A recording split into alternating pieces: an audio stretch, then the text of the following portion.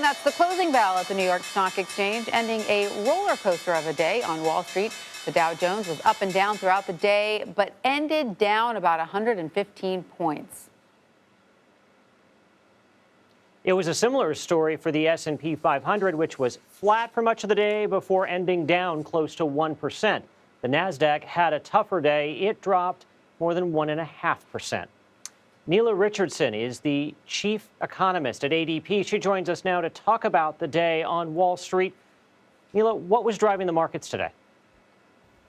Oh, pick your reason. I think there's a lot of things going on in the global economy right now. Inflation, there's headwinds coming out of recent developments in Russia and Ukraine that everybody's paying attention to, particularly when in terms of the markets, what it means for what the Federal Reserve might decide in terms of interest rates next week. So there's a lot to pick from, and I think the market is trying to digest all of it.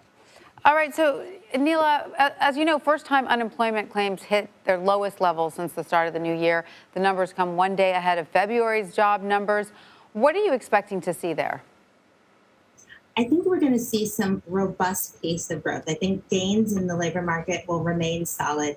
Look, despite all the things that are going on, what remains true is that the U.S. is starting off the year in a healthy economic footing. Consumers are still spending. The firm demand is still high. The big challenge in the labor market is not on the demand side. It's really on the supply and having enough workers to fill all that demand.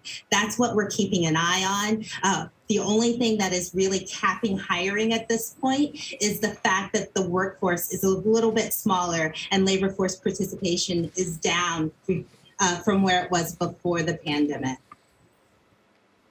Now, you have called consumer spending the most consistent bright spot in today's economy. You said that in a recent blog post. What do you mean by that, and how is rising inflation affecting consumer spending at this point?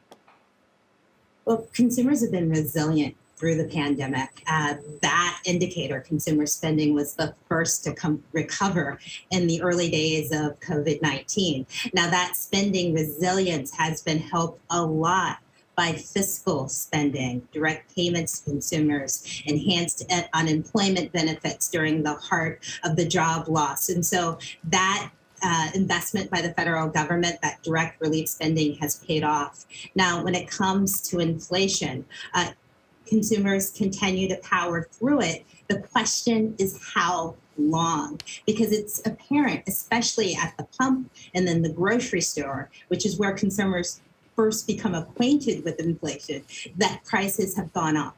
And so the question in terms of growth for 2022 is if consumers will keep their spending resilience even at these higher price levels.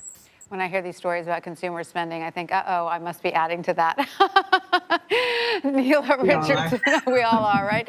Nela Richardson, thank you so much for joining us. We really appreciate it. Thanks for having me.